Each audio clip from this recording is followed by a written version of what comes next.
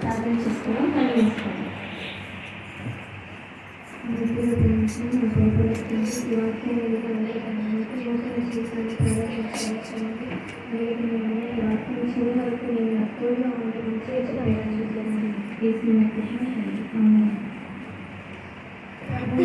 అందరికీ ఉన్నారు.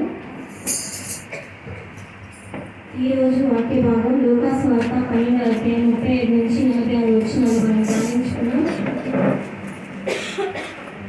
ఈ విధంగా చెప్పాలంటే ఇది రాకడ ప్రసంగం. ఇప్పుడు రాబోయే రాకడ గురించి ఇప్పుడు ఎందుకని ఆలోచిస్తే హెబ్రీ రాసిన పత్రిక 11వ అధ్యాయం 37 చూసినట్లయితే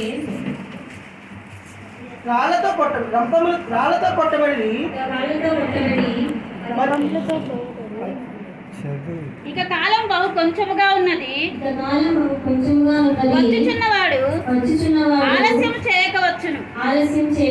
నా ఎదుట నీతిమంతుడైన వాడు విశ్వాస మూలముగా జీవించును గాని మూలముగా కాబట్టి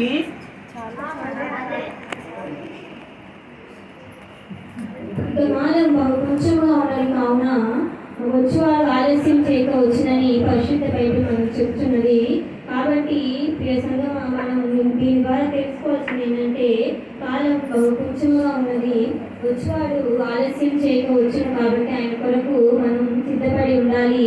అదే సువార్త 12వ అధ్యాయం 40వ వచనంలో చూసినట్లయితే అనుకోని గడియలో మనిషి కుమారుడు వచ్చును అని దేవుని వాక్యం మనకి ప్రస్తావిస్తుంది.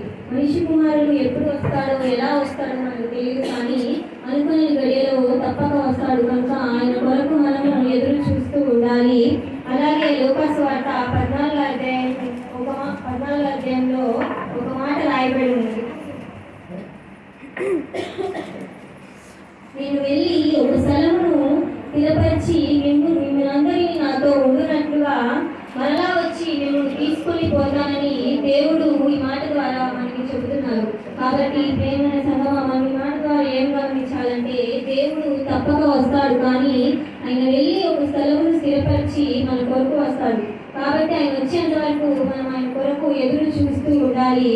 మనం ఏ విధంగా ఆయన కొరకు ఎదురు చూస్తూ ఉండాలో ఈ వాక్యం ద్వారా నేర్చుకున్నాం. ఇది ఏం వాక్యం అంటే దేవుడు అనుకోని గడియలో వస్తాడు, మనం ఆయన కొరకు ఎలా సిద్ధపడి ఉండాలి. మొట్టమొదటిగా చూసినట్లయితే మీ నడుములను కట్టుకొని అంటే అర్థం ఏంటి? సిద్ధపడి ఉండుడి. దేవుడు వస్తాడు, మిమ్మల్ని తీసుకొని పోతాడు, కనుక ఆయన కొరకు మీ నడుములను కట్టుకొని సిద్ధపడి ఉండుడి అని మొదటి వచనంలో తెలియజేస్తుంది. రెండోదిగా చూసుకున్నట్లయితే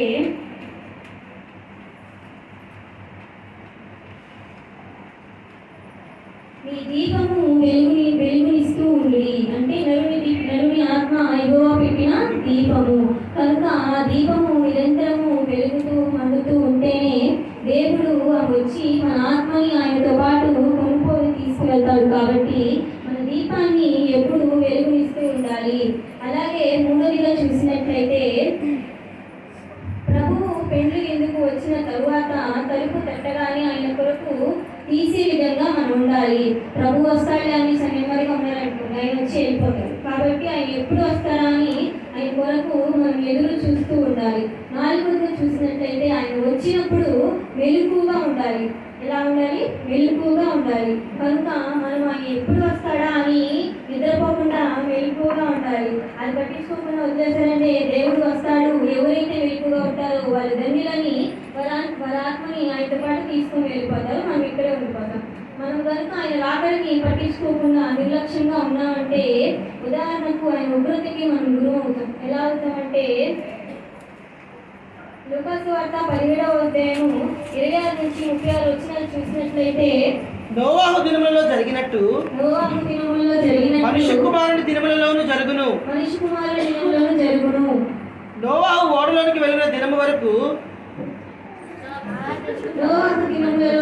జనులు ఎలా ఉన్నారంటే వాళ్ళు త్రాగుచు, తినుచు, పాటలు పాడుచు, వాళ్ళు ఇష్టం వచ్చినట్లు ఉన్నారండి. అలా ఉండడం వల్ల దేవుడికి ఉగ్రత వచ్చింది. ఆ ఉగ్రత వారి జీవితాలను నాశనం చేసింది. ఎలా నాశనం చేసిందంటే ఒక జలప్రలయం వచ్చి ఆ దేశాన్ని, ఆ జనాన్ని మొత్తాన్ని నాశనం చేసి తీసుకొని వెళ్ళిపోయింది. కనుక మనం ఆ విధంగా ఉన్నట్లయితే కనుక మనల్ని కూడా రాబోయే దినాల్లో దేవుడు వస్తాడు, మనం నిర్లక్ష్యంగా